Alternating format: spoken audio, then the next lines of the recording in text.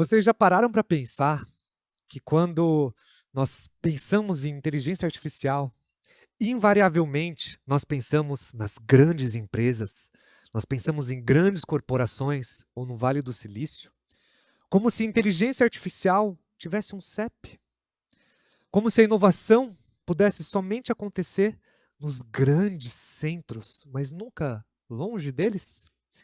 E se eu disser para vocês que esse modelo está completamente invertido? No Brasil, apenas 21% das empresas utiliza a inteligência artificial efetivamente, segundo a Endeavor.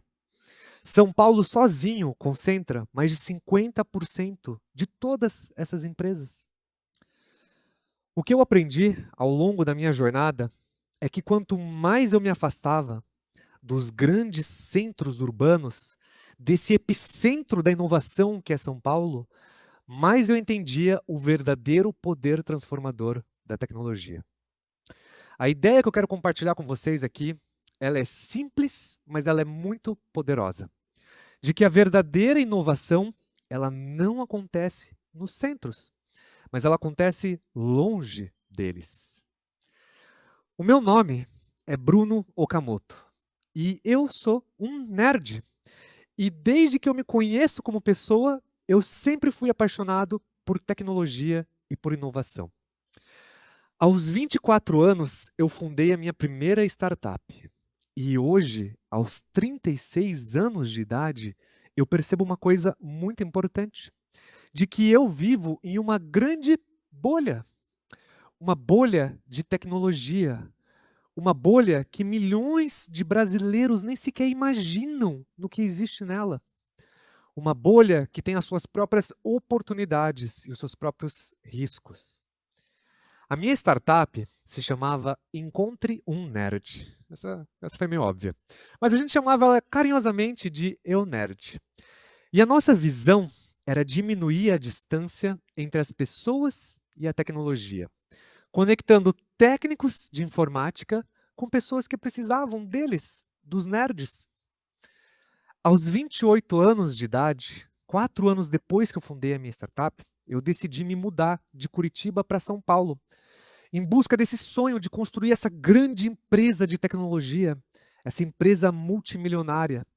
Mas quanto mais eu me afastava dos grandes centros, de São Paulo especificamente, mais eu entendia o verdadeiro poder transformador da tecnologia. Em 2020, quando veio a pandemia, 6 anos depois que eu fundei a minha startup, em apenas 2 semanas nós perdemos 75% do faturamento da nossa empresa. E foi um período muito difícil, porque aquilo não era somente a minha empresa, mas era a minha identidade. Da hora que eu acordava, a hora que eu ia dormir, era tudo do que se tratava. Meu primeiro filho tinha acabado de nascer. Eu estava sem receber salário há meses. Eu tive que morar na casa da minha sogra por mais de 6 meses. Obrigado, sogra. E foi um período muito difícil para nós, porque nós nos endividamos em milhões de reais, porque a gente tomou uma decisão muito importante. Nós decidimos que nós não iríamos demitir a nossa equipe, porque a gente queria, porque é muito difícil montar uma equipe, era muito difícil achar talentos.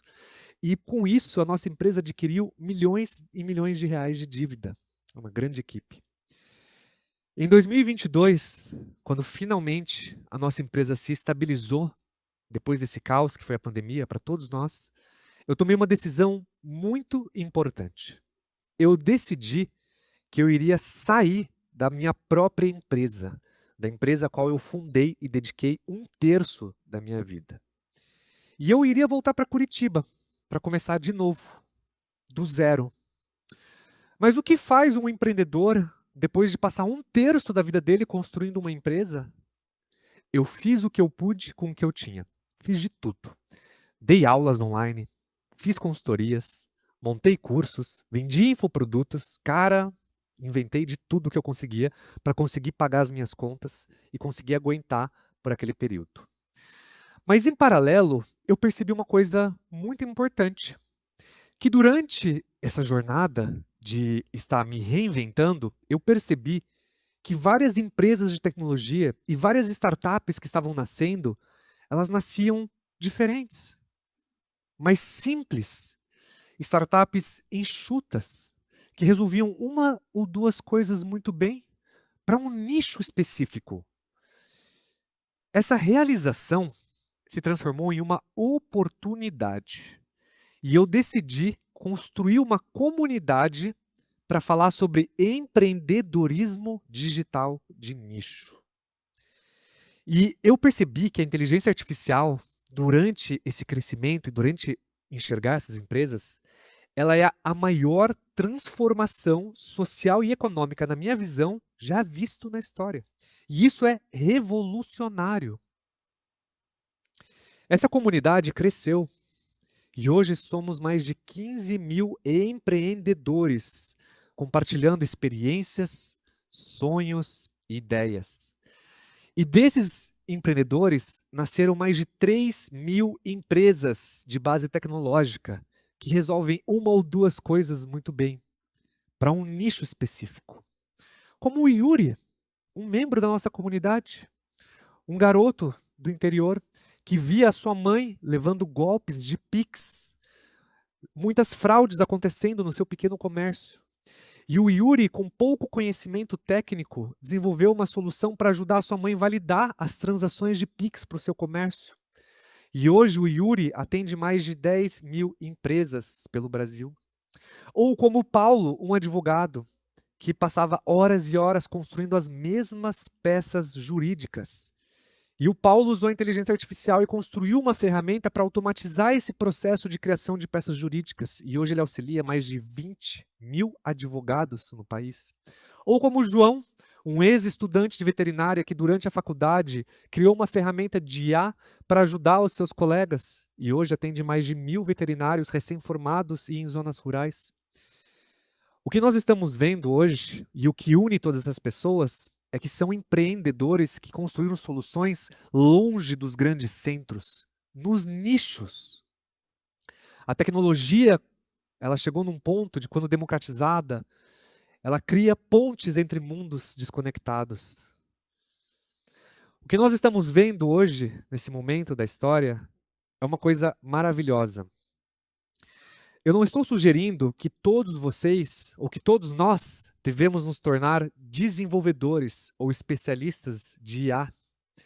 O que eu estou propondo é que a gente abra a nossa cabeça para novas realizações e percepções de como e onde a inovação acontece.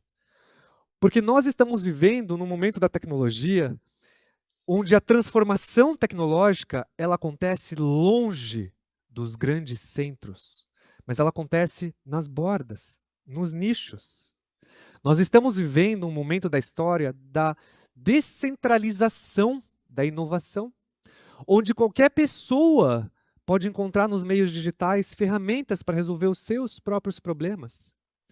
Como, por exemplo, a gente pega o agricultor, que ele pode continuar cultivando as suas terras, mas ele pode usar a inteligência artificial para ajudar nas condições climáticas.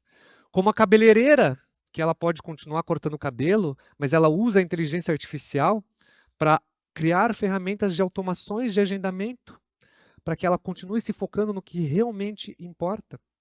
Como o professor, que pode construir através de ferramentas e usar a inteligência artificial para criar um tutor para os seus alunos. Quando diferentes mundos se encontram, quando diferentes pontes se criam, mundos desconectados se conectam. E nós estamos vivendo agora num momento que é para dar opções para as pessoas.